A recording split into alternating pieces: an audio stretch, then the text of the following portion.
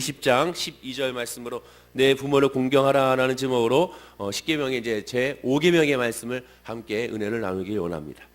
성경은 특별히 구약에 있는 말씀은 제가 늘 강조한 것처럼 하나님의 말씀을 문자적으로만 바로 해석하기보다는 그 문자적인 의미가 아닌 문맥상으로 봤을 때 그 당시 배경과 그 다음에 말씀하고 있는 의도를 파악하여 삶에 적용해야 한다고 말씀을 드렸습니다.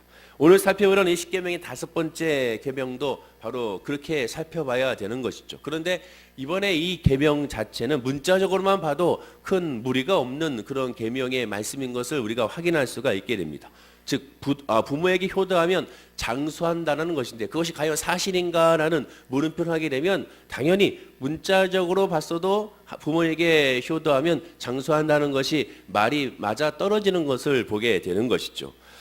그 이유는 아주 상식적입니다. 두 가지 생각해 볼 수가 있는데, 첫 번째로 정말로 부모님에게 효도하면 부모님의 또한 말씀에 잘 순종하고 경청하면 장수한다는 거죠. 보통 우리 부모님들께서 무슨 말씀합니까? 자녀에게 뭐 술 먹지 말라, 또 운동해라, 또한 열심히 또한 일찍 자고 일찍 일어나라 등등 항상 그런 말씀하시죠. 차 조심해라, 운전 조심해라, 추우니까 옷 따뜻하게 입고 가라, 걸을 때 조심조심 다녀라. 항상 부모님께 하시는 걱정의 말씀을 늘 하시게 되죠.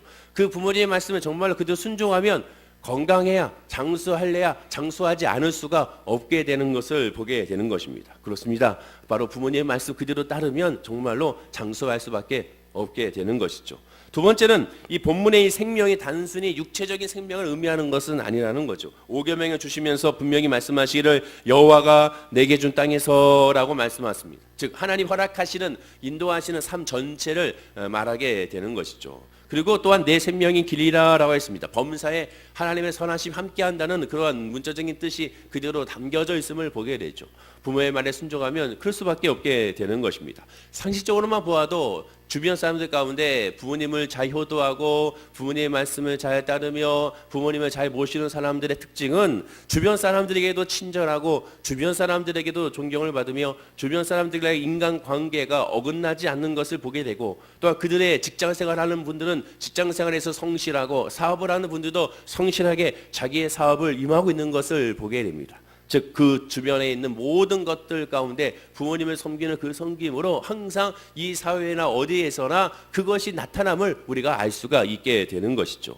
자, 그러면 오늘 이 계명의 해석은 여기서 끝나는 것인가? 그렇지는 않죠. 왜냐하면 본문의 말씀은 하나님의 말씀이기 때문에 그렇습니다. 하나님의 말씀이라는 것은 하나님께서 성령의 감동으로 주신 영적인 말씀이라는 거죠. 육적인 말씀이 아닌 이성으로 해석하고 이성으로 가르치고 이성으로 판단하는 그런 말씀이 아닌 하나님의 영이 아니면 하나님의 말씀을 깨달을 수 없는 말씀이라는 것을 우리가 알아야 한다는 겁니다. 그래서 오늘 본문의 말씀도 역시 더 깊게 하나님의 말씀의 의미를 우리가 새겨 봐야 되고 하나님의 성령의 은혜와 감동으로 말씀을 조명해 봐야 되는 거죠.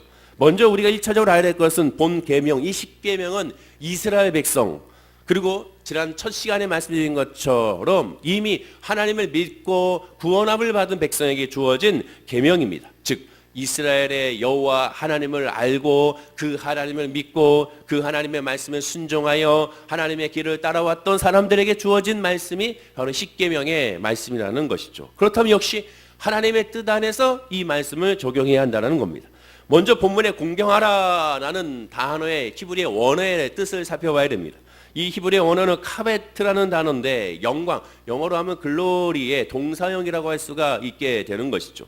구약 성경에는 놀랍게도 이 단어를 사용하는 유일한 존재가 딱 두 존재인데, 첫째는 하나님 앞에만 이 단어를 사용하고 두 번째는 부모에게만 이 단어를 사용하고 있습니다. 다른 어떤 존재에도 이 단어를 사용하지 않습니다. 바로 공경하라는 이 단어 히브리의 원어는 오직 하나님에게만, 또한 부모에게만 이 단어를 사용하고 있는 거죠. 유교에서는 군사부 일체라는 말을 하죠. 즉 임금과 스승과 부모는 하나라고 보게 되는 것입니다. 그러나 성경의 하나님은 여기 임금은 들어가지 않습니다. 하나님과 부모에게만 이 공경하라는 단어를 유일하게 사용할 수가 있게 되는 것이죠. 그렇다고 오해하지 마십시오. 부모와 하나님을 같이 사용한다고 해서 동격으로 여기려는 뜻은 결코 아닙니다. 특별히 영어 성경에서 이 공경이라는 단어를 살펴보게 되면, 보통 영어 성경을 보게 되면 조금 격을 낮춰서 honor라는 단어나 respect라는 단어를 사용하고 있습니다. 그래서 이 계명을 공경하라고 우리가 이렇게 해석을 많이 하죠. 그래, 부모님을 잘 모셔야지, 여행도 보내드리고 용돈도 많이 드리고 좋은 옷도 사드리고 맛있는 음식도 제접해드리고 이렇게 해야지, 이것이 바로 부모님을 섬기는 공경이야, 우리가 그렇게 해석할 수가 있게 되는 것이죠. 그러나 이 영어에서 말하는 리스펙트라는 이 단어 자체가 의미하는 바는 즉 다시 돌아오다, 즉 스펙트, 보여지다라는 뜻이 있습니다. 즉 다시 보여지다, 돌아보면라는 뜻이 리스펙트라는 단어에 이미 그 원에 담겨져 있게 되는 것이고, 바로 히브리에서 말하는 그 공경이라는 단어도 역시 같은 의미의 뜻인 것을 알게 되죠. 돌아보는 겁니다.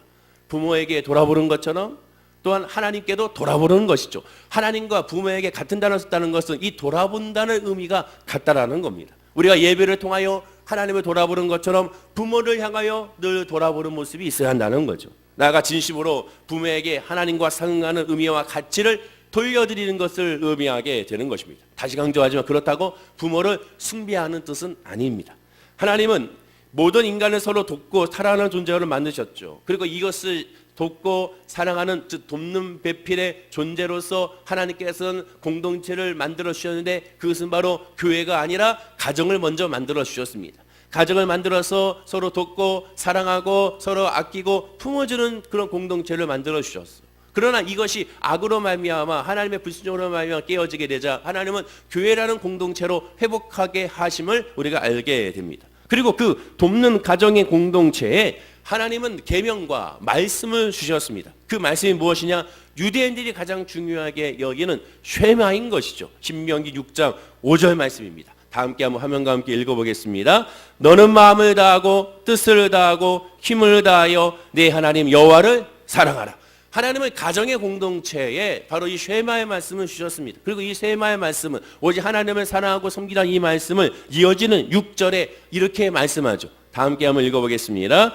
오늘 내가 내게 명하는 이 말씀을 너는 마음에 새기고 내 자녀에게 부지런히 가르치며 집에 앉을 때든지 길을 갈 때든지 누워있을 때든지 일어날 때든지 이 말씀을 강론할 것이며, 결국 하나님을 사랑하는 그 사랑을 자녀들에게 가르치라는 것이 바로 쉐마죠. 공동체, 가정의 공동체는 늘 하나님의 섬김과 하나님에 대한 예배와 하나님에 대한 기도와 하나님에 대한 찬양이 가득 차 넘쳐야 한다는 겁니다. 자, 그렇다면 무엇을 가르쳐야 될 것인가? 하나님을 사랑해라, 하나님을 섬겨라, 얘야 교회 다녀야지, 예배해야지, 기도해야지, 그것을 가르치라는 것인가? 물론 그렇습니다. 그러나 그렇게 가르친다고 정말로 자녀가 열심히 예배합니까? 야, 예배 드려야지, 기도해야지, 봉사해야지, 11조 드려야지 한다고 정말 부모님 말씀하시니까 제가 바로 순종하겠습니다 하고 바로 따라갈까요? 절대로 그렇지가 않습니다. 하나님이 모세가 하나님의 이름을 가르쳐야 하자 하나님이 이렇게 가르쳐 주셨죠. 출애굽기 3장 14절에 스스로 있는 자라고 가르쳐 주셨습니다. 그러면서 이름이 없다고 이미 말씀하신 거예요. 그런데 그 다음 구절에 15절에 하나님이 이렇게 말씀하셨습니다. 자, 다 함께 한번 화면과 함께 읽어보겠습니다. 자, 시작. 하나님이 또 모세에게 이르시되 너는 이스라엘 자손에게 이같이 이르기를 너희 조상의 하나님 여호와 곧 아브라함의 하나님 이삭의 하나님 야곱의 하나님께서 나를 너희에게 보내셨다 하라. 이런 나의 영원한 이름이요 대대로 기억할 나의 징언이라.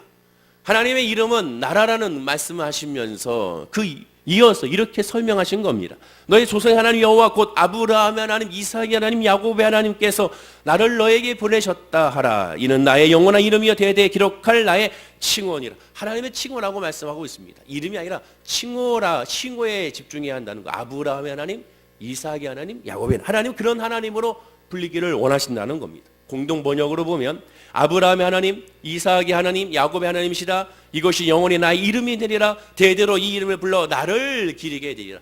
하나님을 항상 부를 때 아브라함과 이삭과 야곱의 하나님이라고 부르라는 것입니다. 정확히 말해 이 얘기는 뭡니까? 하나님이 어떤 하나님인지, 어떻게 역사하시는지, 하나님의 성품과 하나님의 이스라엘 백성들 이끄는 모습이 무엇인지를 아브람과 이삭과 야곱을 통하여 충분히 가르쳐 줬으니 그것을 깨달으라는 겁니다. 즉 하나님은, 우리가 믿는 하나님은 지식의 하나님이 아니라 아브라함의 하나님, 이삭의 하나님, 야곱의 하나님, 체험적인 하나님이라는 거죠. 아브라함이 역사하신 하나님의 역사가 나의 하나님의 역사고, 이삭에게 역사하신 하나님의 역사가 나의 하나님의 역사며, 야곱에게 향하신 하나님의 역사가 나의 하나님의 역사다. 그 하나님을 체험하고 그 하나님을 믿어야 한다는 겁니다. 그리고 그곳에서 나의 하나님으로 고백해야 한다는 것이죠. 하나님을 거부하는 세상 사람에게는 1계명에서 4번째 계명까지는 의미가 없습니다. 하나님을 믿지 않는 불신자들에게는 바로 이 첫 번째 이 5계명부터가 그들의 삶의 시작이라고 할 수 있죠. 진짜 계명의 시작이라고 할 수 있죠. 유교에서도 마찬가지지 않습니까? 유교에서도 강조하는 것이 바로 먼저 조상, 부모로 시작하는 것을 알게 되는 것이죠. 반면에 성도는 첫 계명부터 4명의 계명을 통과했을 때 비로소 5계명이 포함되는 것을 알게 되는 겁니다. 즉 첫 계명에서 4번째 계명을 근거로 삼아서 그 다음에 5번째 계명인 내 부모를 공경하라는 그런 의미를 묵상하라는 것이죠. 이것이 바로 불신자와 다른 것입니다. 그럼 이 5번째 계명 그건 무슨 뜻이 되느냐?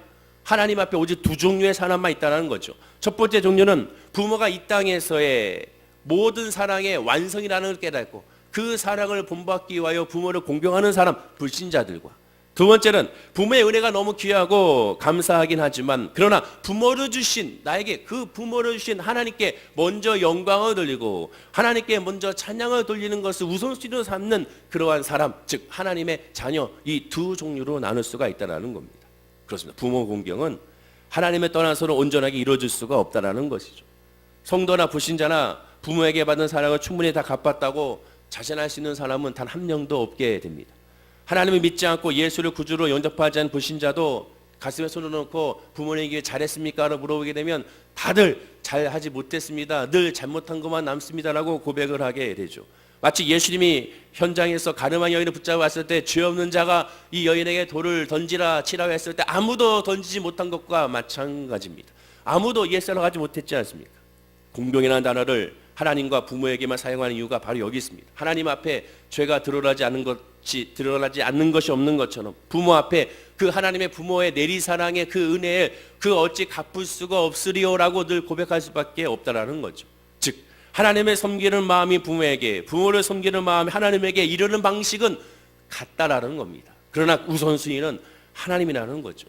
하나님 앞에 모든 죄를 가지고 오면 용서해 주시시 부모 앞에도 모든 죄를 가지고 오면 용서하는 그 은혜를 깨달아 알라라는 겁니다. 왜? 자녀이기 때문에 그렇다는 거죠. 자녀이기 때문에 회복이 된다고 말씀하게 됩니다. 나아가 모두 우리가 간과해버리는 상황이 하나 있는데 내 부모님도 또한 실은 내 그 할아버지 할머니 앞에는 늘 불효자라는 겁니다. 한없이 작아지는 불효자라는 것이죠. 마치 하나님 앞에 모두가 의인이 없고 죄인인 것처럼 모든 자녀는 모든 부모 앞에 늘 불효자일 수밖에 없는 겁니다. 내 자녀도 마찬가지고 그 자녀의 자녀도 마찬가지고 할아버지도 마찬가지고 그 위에 할아버지도 마찬가지, 모두가 다 부모를 생각하면 다 불효자라고 고백할 수밖에 없습니다. 우리가 바로 이러한 영적인 원리로 이삭의 하나님, 아브라함의 하나님, 야곱의 하나님을 깨달아야 한다는 것이죠. 1계명부터 400계명 주시고 나서 이 계명 주시기 이유가 뭐냐? 하나님의 사랑과 부모의 사랑을 통하여 하나님의 사랑을 알 수가 있다라는 겁니다.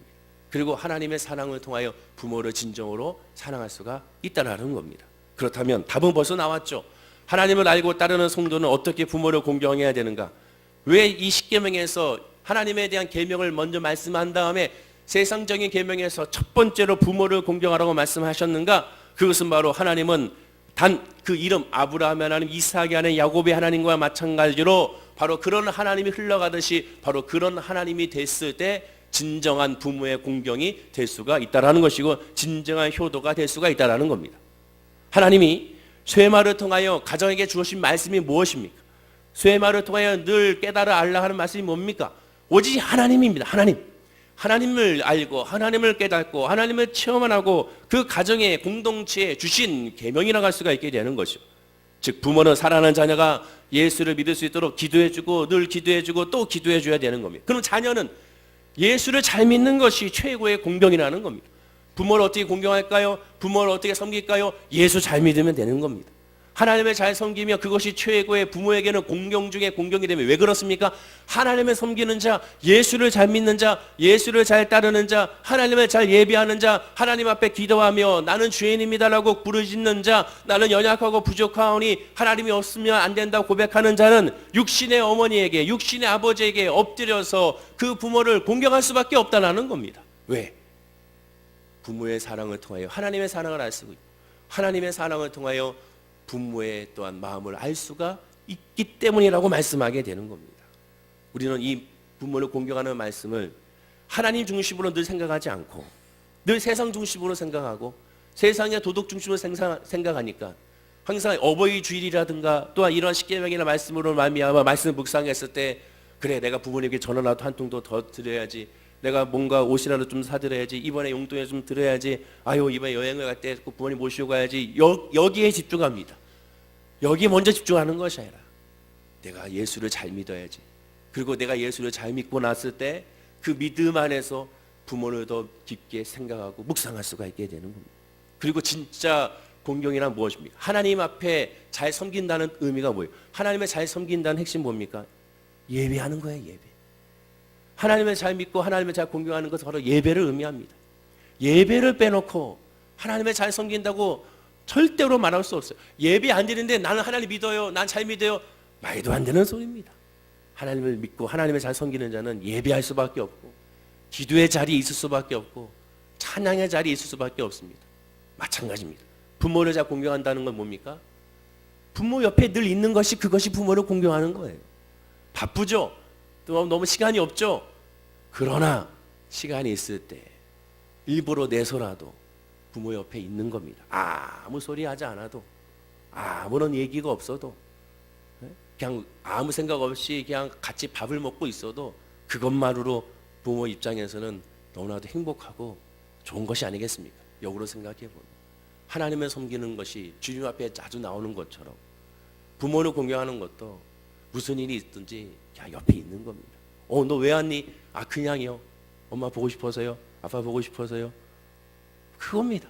너 왜 왔니? 나 하나님께 기도하고 싶어서요. 하나님 보고 싶어서요. 하나님 말씀 듣고 싶어서요. 그것이 예배인 것처럼 부모를 공경하는 것은 먼저 바로 하나님 중심으로 나아갔을 때 그 마음으로 부모를 공경하고 살아갈 수가 있게 됩니다. 그리고 아직 부모님이 예수 믿지 않은 분이 있다면 가장 중요한 건 뭡니까? 예수 믿을 수 있도록 기도하는 것이 최고의 공경이죠. 아직 예수님 영접하지 않는 부모가 있다면 그들 위하여 기도하고 간구해야 됩니다. 아직 예수 믿지 않는 자녀들이 있다면 자녀에게 주는 최고의 선물은 지금 한 모 교무부장이 자녀들의 쌍둥이 자매에게 시험 문제 유출해가지고 좋은 성적 얻게 하는 것인, 그것이 진짜가 아니라 그것은 가짜가 되는 거고 오히려 망치는 거고 예수를 잘 믿게 하는 겁니다. 이번 수능 시험에 망쳐도 이 망침을 통하여 예수를 믿으면 그게 성공한 거죠. 이번 취업에서 실패해도 그 계기로 예수님을 의지하고 믿게 되면 그것이 승리한 거죠. 이번 취업에서 실패하더라도 마찬가지, 결혼의 문제도 열리지 않아도 마찬가지입니다. 질병도 마찬가지입니다. 무슨 상황이든지 그를 통하여 예수를 만나면 그것이 진짜 성공한 겁니다. 사랑하는 성도님들, 부모를 공경하라는 말씀은 하나님을 섬기면 되면 부모를 잘 섬기게 되었다는 겁니다. 하나님을 사랑하면 이웃을 사랑하는 것과 마찬가지가 되는 것이죠. 오늘 말씀을 기억하시면서 부모를 공경하라는 이 말씀을 우리가 집중하고 하나님께서 가정의 공동체 하나님을 섬기는 것을 제일 먼저 주셨고 1경부터 4병까지 그 말씀의 계명을, 하나님을 섬기는 계명을 주신 다음에 그 다음에 부모를 공경하라고 말씀하셔서 그 의미를 되새겨서 우리 한번 내 가정을 한번 돌아보고 아직 믿지 않는 가족이 있다면, 믿지 않는 부모님이 있다면, 믿지 않는 자녀가 있다면, 믿지 않는 손주가 있다면 다른 것보다 바로 그것을 놓고 기도하는 저와 여러분들이 되기를 간절히 축원을 드립니다. 기도하겠습니다. 아버지 하나님, 부모를 공경하기 위하여 먼저 하나님을 예배하고 기도하고 간구하는 우리들의 모습이 되기를 원합니다. 하나님을 섬기는 우리들의 모습이 되게 하시고 기도하는 우리의 모습이 되게 하시고 찬양하는 모습이 우리에게 되게 하여 주옵소서. 우리는 육신의 사람이기 때문에 하나님 앞에는 늘 죄인인 것처럼 부모 앞에도 늘 불효자의 모습으로 쓸 수밖에 없음을 고백하게 됩니다. 그렇기 때문에 더 하나님을 바라봐야 되고, 그렇기 때문에 부모의 곁에 늘 있어야 되는 우리들의 모습을 발견하게 됩니다. 늘 하나님 중심으로, 늘 예수 중심으로 생각하고 묵상하는 우리들의 모습이 되게 하여 주셔서 하나님이 이스라엘 백성에게 주었던 그 쉐마의 말씀이 우리의 가정의 말씀이 될 수 있도록 주여 인도하여 주옵소서. 하나님의 진정으로 온몸을 다하여 힘을 다하여 뜻을 다하여 사랑하고 그 사랑으로 우리 사랑하는 자녀와 손주 가운데 아브라함과 이삭과 야곱의 하나님처럼 흘러 믿음의 유산이 넘쳐날 수 있는 믿음의 가정이 될 수 있도록 인도하여 주시고, 자녀는 예수 잘 믿는 것이 최고의 공경이고 하나님의 잘 섬기는 것이 최고의 공경인 것을 깨달아 거기서부터 시작됨을 고백하여 믿음 안에 있는 우리의 자녀된 모습이 되게 하여 주옵소서. 감사드리며 예수님의 이름으로 기도드립니다. 아멘.